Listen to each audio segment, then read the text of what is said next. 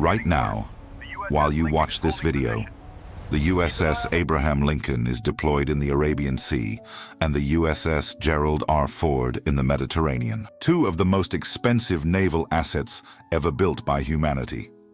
And right now, military planners in Tehran and Beijing are calculating based on intelligence collected just weeks ago exactly how much it'd cost to take them down. In March 2026, Iran launched 941 Shahed 136 drones in a single coordinated attack. The targets: Bahrain, Kuwait, Dubai, and the American embassy in Riyadh. The defense network of the United Arab Emirates and allies in the region worked for hours to intercept that swarm. And they succeeded. 876 of the 941 drones were shot down. A 93% interception rate. By the numbers, it looks like an overwhelming victory. The Pentagon didn't see it that way. While the headlines celebrated the successful defense, military analysts were doing the math, but on a different question. They weren't counting the downed drones. They were calculating the cost to shoot them down. And that number, not the 65 that got through, is what keeps defense planners awake at night. This attack wasn't against American aircraft carriers. It was against Gulf infrastructure and embassies. But the Pentagon is treating it as a full-scale test of a doctrine that could change the balance of naval power forever. Because what Iran demonstrated that night wasn't just strike capability. It demonstrated math. And the math is ruthless. Today, you'll understand why an American carrier strike group, the most powerful naval asset ever built, is increasingly vulnerable to a drone swarm that costs less than a luxury car. You'll see where 5,000 drones comes from, what it means strategically, how Iran built this capability, the quiet but decisive role China's playing in all this, and why America's response might already be too late. And you'll understand why a 93% success rate can still be a strategic defeat. The window to respond to this threat isn't open indefinitely. But to understand this paradox, you first need to understand what is being defended, and what is at stake when the economic equation starts to flip. The USS Gerald R. Ford aircraft carrier is the most expensive warship ever built by humanity. $13 billion. Nearly 5,000 crew members on the main ship alone. Nuclear-powered, capable of operating for years without refueling, and an air wing of up to 90 combat aircraft that includes FA-18 fighters, EA-18G electronic warfare aircraft, search and rescue helicopters, and early warning platforms. It is the centerpiece of a carrier strike group. A formation that includes guided missile cruisers, Aegis destroyers, nuclear-powered attack submarines, and logistics support ships. Together, these vessels carry around 7,500 military personnel and project American power to any point on the globe with days of advance notice. Since World War II, the American aircraft carrier has been the ultimate instrument of geopolitical coercion. It ended the era of massive naval fleet battles and ushered in a new age, air power projected from the sea. In the 1991 Gulf War, carrier strike groups coordinated hundreds of missions a day over Iraq. During the 1996 Taiwan Strait crisis, simply moving 2 battle groups to the region was enough to shut down Chinese military provocations. Whenever a crisis erupts, Persian Gulf, South China Sea, Mediterranean, the first question any American president asks is, where are our carriers? The answer dictates the response. A battle group's presence transforms geopolitics. Its absence creates a vacuum others move into, and that is exactly why the aircraft carrier is the target. What would happen if an adversary found a way to make this statement of power too expensive to sustain? What happens when the economic equation of defending an aircraft carrier stops favoring the defender? This question is no longer hypothetical. The data from March 2026 began to answer it. And the answer is uncomfortable. The number 5,000 drones has popped up in congressional reports, think tank documents, and classified military briefings leaked to defense specialists. Sounds like a specific attack plan, something concrete with dates and coordinates. It's not. 5,000 drones is a strategic figure, a theoretical saturation threshold built from two combined variables. The first variable: China controls approximately 80% of the global supply chain for drone components. Not 80% of the finished drones, 80% of the components. Low-torque motors, microcontroller-based flight control systems, ceramic capacitors, pressure sensors for altitude control, satellite navigation modules. The industrial infrastructure behind any modern drone, from any country, largely runs through factories in China. That's not a geopolitical statement. It's pure supply chain logistics. The second variable, the estimated production rate of Iranian Shahed drones, multiplied by the projected scaling capacity with unrestricted access to this Chinese supply chain. With full access to components, estimates vary among analysts, but multiple sources point to a production capacity in the hundreds of units per month, with the potential for rapid scaling, given that the Shahed's architecture was deliberately simplified to facilitate mass production. When analysts from the Center for a New American Security, RAND, and congressional committees combined these two variables and projected a 12 to 24-month horizon, they arrived at a number that describes the maximum theoretical saturation potential of a coordinated attack using this combined capacity. It's not a plan. It's a ceiling. A point where existing defenses, any existing defense based on current architecture, mathematically cannot sustain the required volume of interceptions before exhausting their defensive resources. And here's the central paradox. Understanding where the number comes from is more terrifying than believing it's an actual attack plan. Because a plan can be detected, infiltrated, countered, dismantled. A limit on industrial capacity? That's different. It exists as long as the supply chain exists, as long as cooperation continues, as long as production scales. There's no intelligence operation that undoes China's control of 80% of the world's drone components. There's no surgical strike that eliminates this reality. And in March 2026, when 941 drones flew in a single coordinated swarm, Iran demonstrated that it is already operating on a scale that by itself puts real pressure on actual defense systems without even needing to reach 5,000. The saturation doctrine doesn't rely on precision. It relies on volume. The goal isn't to hit a specific target with a precision-guided missile. The goal is to launch so many simultaneous vectors that any interception system becomes mathematically incapable of processing them all before exhausting its defensive payload. It's the difference between a dagger and a flood. You can dodge a dagger. You can't fight a flood with a sword. The Shahed 136, called Geran 2 by the Russians in their operations against Ukraine, is one of the most strategically cost-effective weapons ever developed on a modern scale. The technical specification is deliberately simple. A wingspan of just over 2.5 meters, a conventional piston engine derived from a motorcycle, and a fragmentation explosive payload of approximately 40 to 50 kilograms. An estimated range between 1,800 and 2,500 kilometers, depending on the fuel and payload configuration. Cruising speed, 180 to 200 kilometers per hour. Here's a counterintuitive detail. 200 kilometers EH is slow. A modern fighter jet runs at over 2,000 kilometers each. A basic training aircraft flies faster than a Shahed. But that's sluggishness.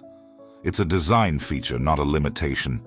It maximizes range, cuts fuel consumption, and creates a low-altitude, low-speed profile that some ground radars can't distinguish from background noise. It's not invisible. It's just noisy enough to get lost in dozens of simultaneous targets.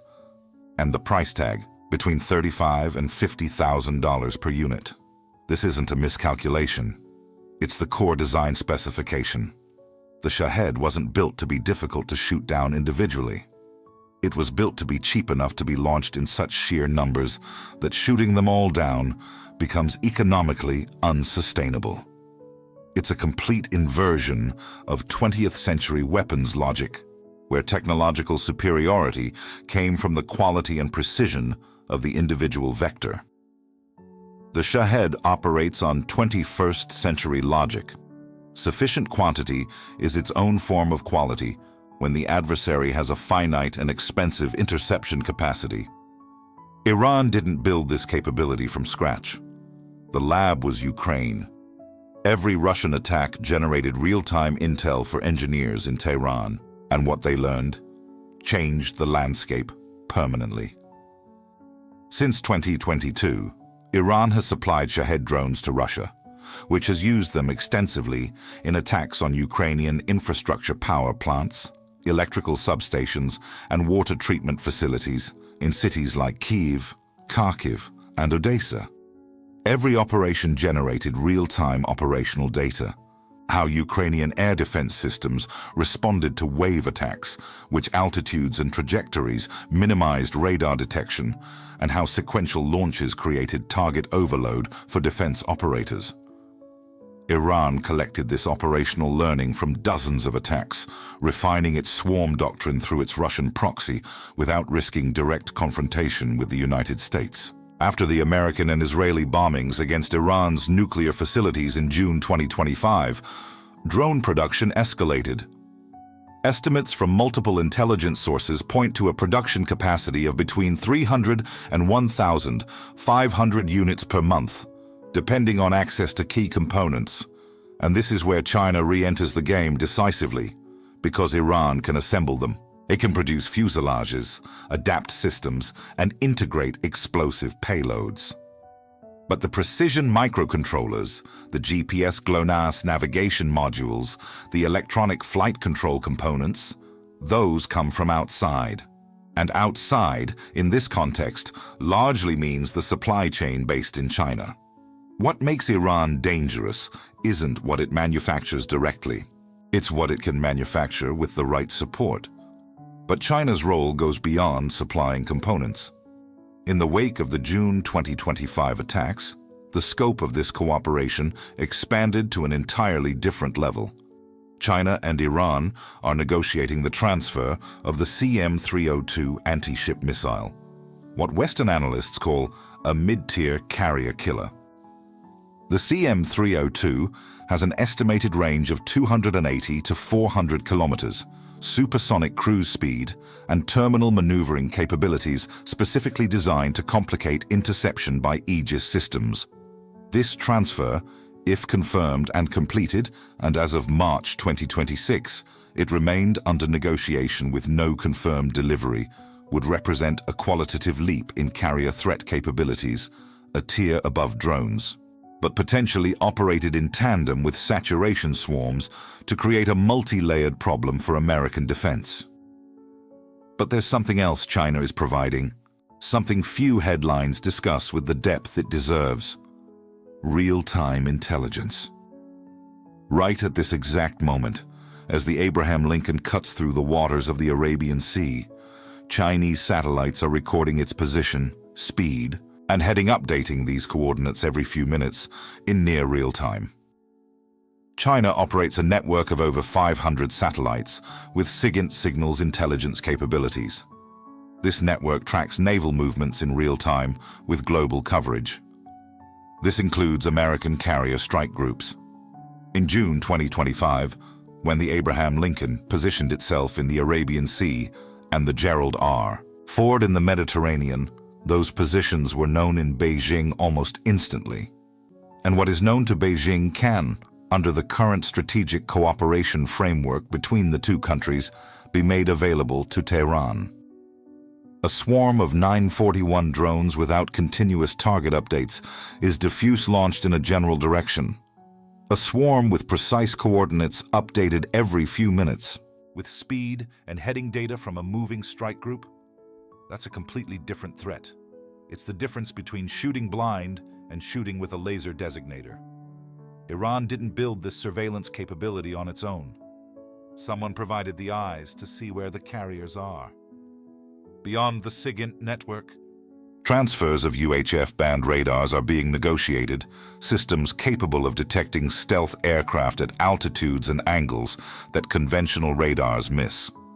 This technology package, combined with scaled drone production capabilities and the potential acquisition of the CM-302, creates an integrated layered threat system: satellite detection, ground tracking, low-cost drone saturation, and a potential finishing blow by a supersonic anti-ship missile. China doesn't fire a single shot, doesn't need to. The strategic architecture it's building with Iran projects mounting pressure on the United States without Beijing claiming direct responsibility for any attack. Its plausible deniability elevated to strategic art. In June 2025, the United States and Israel executed coordinated strikes against 3 Iranian nuclear facilities. The operations were designed to set back the Iranian nuclear program by years or more. Underground structures destroyed, centrifuges disabled, supply lines severed. From the standpoint of their stated objective, the operations were successful. But the strikes triggered a chain of consequences that planners may not have fully calculated. First, internal legitimation. For the Iranian government, the attacks were the definitive argument that the regime's survival depended on asymmetric deterrence. Not nuclear parity. The program was damaged, but anti-access capabilities. On making any American military operation in the region costly enough to deter repetition. The drone program, already a priority, became existential. Resources were reallocated, production was accelerated. The doctrine of scaled deployment shifted from theoretical to actively operational. Second, the acceleration of Sino-Iranian cooperation. Negotiations that had existed at a peacetime pace, gradual technology transfer, strategic caution on both sides, turned into urgency. China saw a window, a highly motivated Iran, a perceived moment of American fragility in the region, and the chance to deepen Iranian strategic dependence without the political cost of direct confrontation with Washington. Negotiations over the CM-302, UHF radars, and SIGINT network integration accelerated in the following months. Third, American positioning amplified the target. The Abraham Lincoln in the Arabian Sea and the Gerald R. Ford in the Mediterranean, they're statements of force.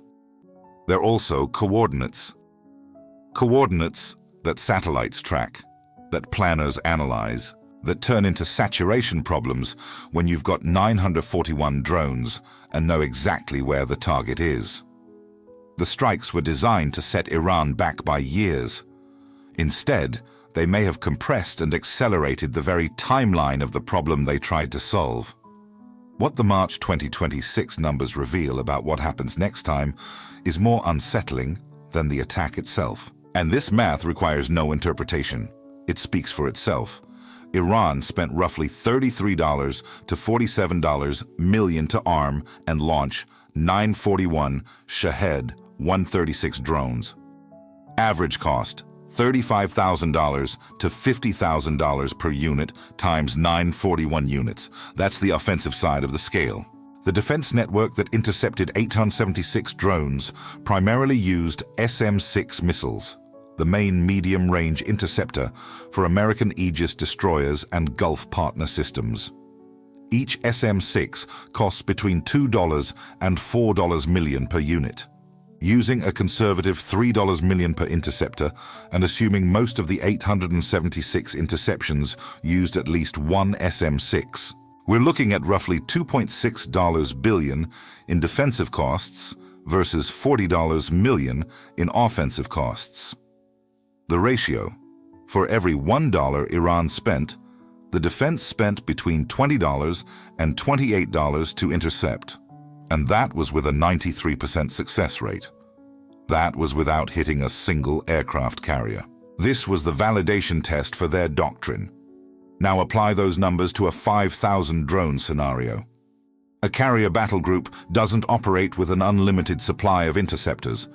An Arleigh Burke-class Aegis destroyer operates with 90 to 96 VLS, vertical launch system, cells. These cells carry a mix of missiles, SM-6 for medium and long-range aerial threats, SM-2 for shorter range, Tomahawk for land strikes, and ESSM for point defense. In a realistic anti-swarm defense configuration, a single destroyer might have between 20 and 30 SM-6 interceptors available. A complete battle group typically includes one guided missile cruiser and 2 to 3 Aegis destroyers. Total combined capacity may be 80 to 150 SM-6s in an optimistic scenario after accounting for mission requirements and reserves. Now, a 1,000 drone swarm against this battle group doesn't require every drone to hit.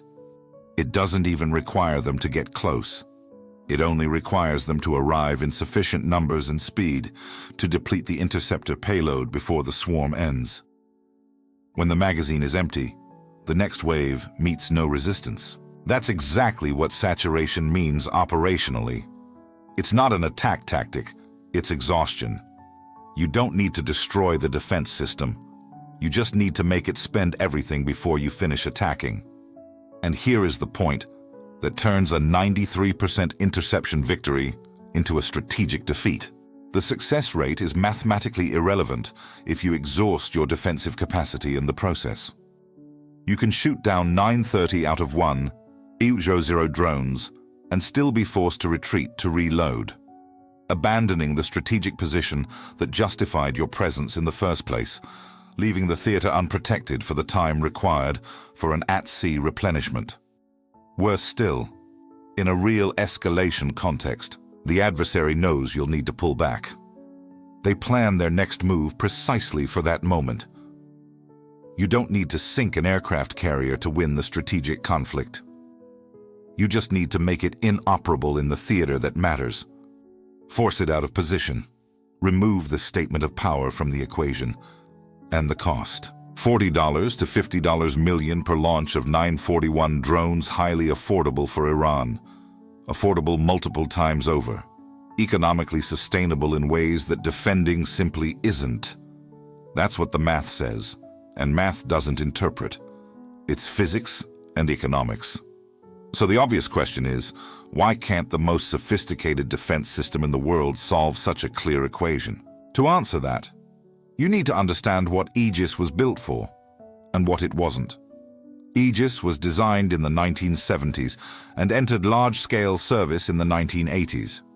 Built for a very specific threat model: high-speed, high-altitude anti-ship missiles, ballistic missiles on parabolic arcs, advanced combat aircraft at cruising altitudes. What strategists call a high-value, low-volume threat, few attack vectors at a time, each highly capable, extremely expensive to build and operate, and launched in numbers a well-designed system can handle. A French Exocet missile, the weapon that sank British ships in the Falklands in 1982, costs roughly $1 million. A Russian Sunburn anti-ship missile, about $2 million. An adversary's combat aircraft represents tens of millions of dollars in investment plus years of pilot training. For these threats, Aegis was carefully optimized, detecting multiple simultaneous threats, tracking trajectories, prioritizing targets, and intercepting with a high probability of kill. The cost of the interceptor, in the $2 to $4 million range, is economically justified when the attack vector it destroys costs in the same ballpark. A Shahed 136 costs $50,000. Aegis can track over 100 targets simultaneously with high precision. But tracking isn't the problem when you've got 941 drones inbound. The problem is the interception cycle, the time between detecting, calculating optimal trajectory, allocating an interceptor, launching, guiding, confirming the kill, and cycling to the next. In a real saturation attack, with drones coming from multiple directions, in sequential waves, varying altitude and trajectory. This cycle has to execute dozens of times per minute. And that's without considering the electronic warfare layer that can be superimposed onto a coordinated swarm attack, radar frequency jamming, GPS signal spoofing that confuses the interceptor's guidance systems, and electronic denial-of-service attacks against combat data links. A pure swarm of low-cost drones already poses a serious challenge. A coordinated swarm with simultaneous electronic suppression is a problem of a whole different magnitude. Let's be precise about what Aegis is and what it isn't. Aegis wasn't designed to fail here. It was designed for a different world, where the adversary attacked with a few high-quality vectors, not hundreds of low-cost ones. The vulnerability isn't an engineering flaw. It's a flaw in the premise. There's no software update that changes the physics of how many $3 million interceptors fit into a VLS cell, or how many cells fit on a 9,000-ton ship. The limitation is architectural. It's the structural gap between what the system was built to face and what it's facing now. And that gap won't close as long as the system's underlying premises remain unchanged. The Pentagon spotted this problem early enough to respond. In September 2025, the Center for a New American Security published Countering the Swarm, a doctrinal document formalizing what defense analysts had been arguing. Low-cost saturation absolutely requires a low-cost response. You can't solve a $3 million interceptor versus a $50,000 drone by buying more $3 million interceptors. The economic equation on the defense side has to change, or saturation wins through financial exhaustion. In March 2026, Raytheon demonstrated the Coyote Block 3NK. Technically, the Coyote is a counter-swarm system, an interceptor drone designed to be launched in multiples and operate autonomously or semi-autonomously to intercept low-cost enemy drones within an active swarm. The March demonstration showcased the capability to defeat multiple swarms in sequence, operating in coordination with existing early warning sensors and tracking systems. The Coyote's unit cost is substantially lower than the SM-6, making the cost ratio much more favorable to the Defender for this specific category of threat. Simultaneously, the USS Gerald R. Ford was equipped with low-cost interceptors in its current deployment configuration. An operational shift reflecting the formal recognition that the swarm threat is real and immediate, not an abstract future concern. And the US Navy has formalized the doctrinal shift. The high-value, limited-volume threat model has been officially supplemented by planning for low-cost, high-volume saturation as the primary scenario for adversarial force employment. This means that training exercises, missile loadout allocations, and rules of engagement are being rewritten to reflect a world where the next major threat might be 1,000 drones costing 50 grand each, not a single $5 million missile. The question defense analysts are asking right now isn't about technology, it's about time. The window of vulnerability, the period between demonstrating a new defensive capability and its full-scale fleet-wide deployment, is real, measurable in years, and is exactly the period during which adversaries have the greatest incentive to act before the advantage of saturation diminishes.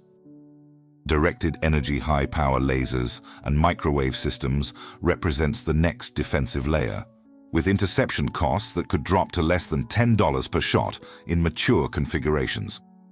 But naval-scale directed energy systems, with the power and cooling required for sustained combat operation, are still in development and early deployment. The gap between demonstrating the capability and fielding it on every ship is measured in years, not months. The Pentagon has answers. The question isn't whether the answers will arrive, it's whether they'll arrive before the next major demonstration of the doctrine they aim to counter. What happened in March 2026 isn't vanishing from American strategic planning. It wasn't just an Iranian attack on Gulf targets. It was proof of concept that saturation doctrine works as calculable strategic pressure even at 93% interception rates. The American aircraft carrier isn't disappearing from the naval inventory. It'll remain the most powerful force projection instrument available. But now it's operating in an environment where defense economics don't favor the defender, where an adversary with a fraction of the budget can force calculations. How many interceptors left? How long can we hold position? What's the full cycle cost of a swarm that never needed asking before? In the Taiwan Strait and the South China Sea, the China-Iran model doesn't just scale, it evolves into something far worse. China doesn't need Iran to operate drones, doesn't need borrowed satellites to track carriers. It has its own, enough for continuous Pacific coverage. And it produces 80% of components, making the Iranian Shahed possible, backed by unparalleled industrial capacity. In a direct Taiwan conflict, saturation potential isn't measured in hundreds or thousands. It's tens of thousands. Integrating anti-ship ballistic missiles like the DF-21D and DF-26 designed to reach carriers at distances up to 1,500 kilometers in tandem with low-cost swarms that deplete interceptors before the main missile hits. The fundamental strategic questions shifted. It's not, can they sink an American carrier anymore? The question that matters now is, can they keep the carrier out of the combat zone long enough? Can they make its presence expensive enough, risky enough for the crew, costly enough for the defensive magazine, so that American planners hesitate before deploying a strike group within range? That hesitation, that geopolitical cost, is the true victory saturation doctrine achieves. Not sinking the ship, making it cost too much to keep the ship forward, creating a strategic vacuum. And strategic vacuums, in geopolitics, get filled by those willing to pay the price. Allies relying on American carrier-based deterrence: Japan, South Korea, the Philippines. Gulf partners are watching this equation closely, because if keeping a strike group forward gets more expensive, the geopolitical guarantee that group represents changes. And if the guarantee changes, deterrence changes, and adversaries who've been analyzing this vulnerability for years already know what to do with that vacuum. The aircraft carrier's still the most powerful piece on the board. But the board's changed, and whoever's writing the new rules isn't using $5 million missiles. They're using $50,000 mass-produced drones, with components flowing through Chinese factories and launching 941 of them at once to prove the math works. We analyze the data where others stop at the surface. If you follow this kind of analysis, how China is building its own saturation capacity in the Pacific, what the anti-access area denial doctrine means for Taiwan, and how the United States is reorganizing its naval strategy for the next 10 years, you're in the right place. Subscribe.